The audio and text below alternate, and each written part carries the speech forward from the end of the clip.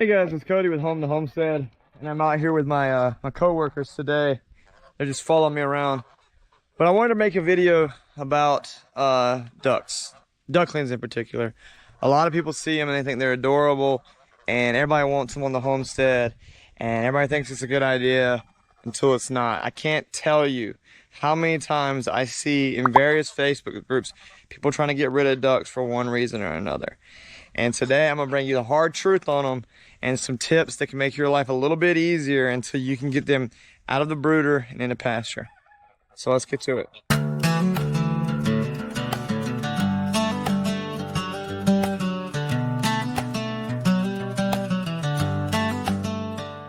So right off the bat, if you're interested in keeping ducklings, the number one thing you should know is that you've got to be prepared to do a significant time investment into the cleanliness of their brooder. So if you've watched all of my videos or most of my videos, you've seen the chick brooder. Chicks are super easy.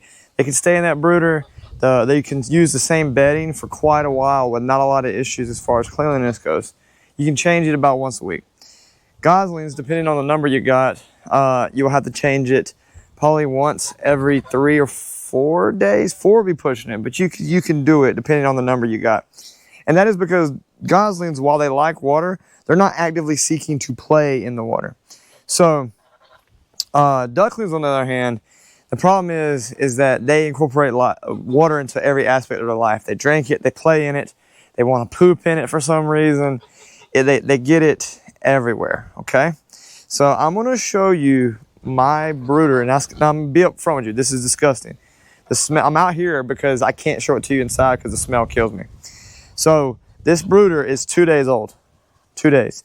Now I want to really point out something really big, that these ducklings have only been in here at night. Of that time, they have probably been awake about 3 hours of the night.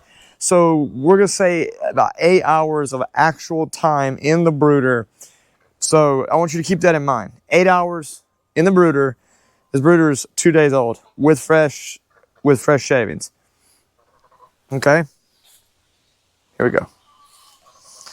As you can see, this is disgusting, right? There's poop everywhere. I'll explain the great thing in a minute. But yeah, even getting near it right then is the smell. And now, mind you, you're going to have to do that every 2 days at a minimum, or they're going to be living in filth. So I'm going to bring you to tip number one. I'm not going to point it back in there because it was disgusting. But you saw in the brooder the cooking tray. So that cooking tray is what I use to put their water over, so that when they do drink it, some of the water goes down into that cooking tray and doesn't go directly into the bedding. I've noticed that that's helped keep the bedding a little bit drier, not by much, but it has helped.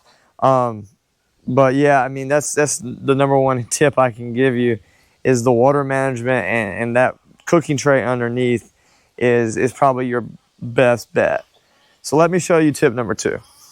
All right, so we're out here with our ducklings, and of course the geese followed because they're jealous. But the number two tip I can give you is to keep your ducklings out of the brooder. They can't make a mess in the brooder if they're not in it.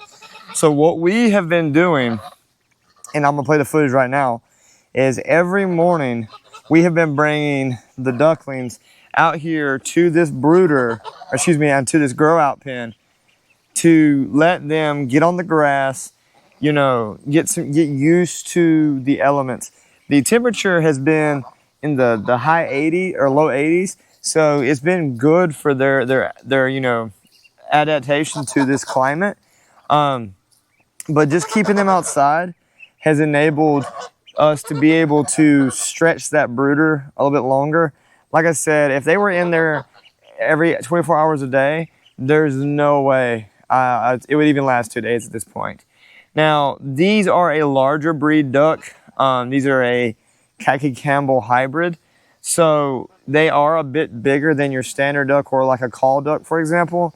Those are, pretty tiny. So maybe that would give you a little bit extra. But like I said, ducks thrive in water. They live in water. And, that is the hard truth, is that if there's ducks, there's going to be water, and it's going to be nasty. And it's extremely important to them because they clean their bills in water. They're just like geese, right? They have the way they filter feed. It's important that they do have water so that those little small pores in their beaks actually are clean and the water can drip out. So they have to have water in order to be healthy. And so it's a big issue. If you got ducks, you're going to have water. And if you have water and ducks, you're going to have water issues and that nastiness. So it's just part of the game, right? And, you know, that's why we got them out here. And they're happy out here. And we do bring them in at night, right? And I think that's important. The truth of the matter is, I do not encourage ducks for your first poultry. I do not encourage turkeys or guineas. I don't encourage any bird except for chickens because of just the ease that they do have to get them started and get them set up. And for me, I still have a job, right? Coming home at the end of a long day, having to put my gloves on and get hands deep in gross, smelly, you know, bedding that's basically just poop is not fun. And I don't encourage it for anybody. I don't think it's that great. But if you want ducklings, this is something you're going to have to deal with. Finally, the number 3 thing. So far, we've got just, you know, the bedding. We got the water tray. We got getting them outside. So the 3rd or 4th thing, depending on how you want to number it, is that the niacin requirement, right? And getting the ducklings outside, on top of lengthening your bedding and your brooder length, you know, if we need to clean it, it allows the ducklings some time to start foraging on their own. So I know you can't really see it that well, but even right now, the ducklings there's food in there, but they are foraging the grass. So ducklings are a more advanced poultry for the beginner homesteader. And in the beginning, I know you want to get started. You want to like dive into everything. You want geese, you want chickens, you want pigs, you want goats. But there's certain animals that should be reserved until later. Maybe I'll do a video on that at some point. But as for the beginner homesteader, a person who's just getting their feet wet, get it, ducks, get your feet wet. But you should not get ducks unless it's something you're willing to commit to fully. Or maybe if you don't have any other poultry at the time, so like if you had no chickens, no geese, no other animals that required your, you know, responsibility, maybe it would be okay.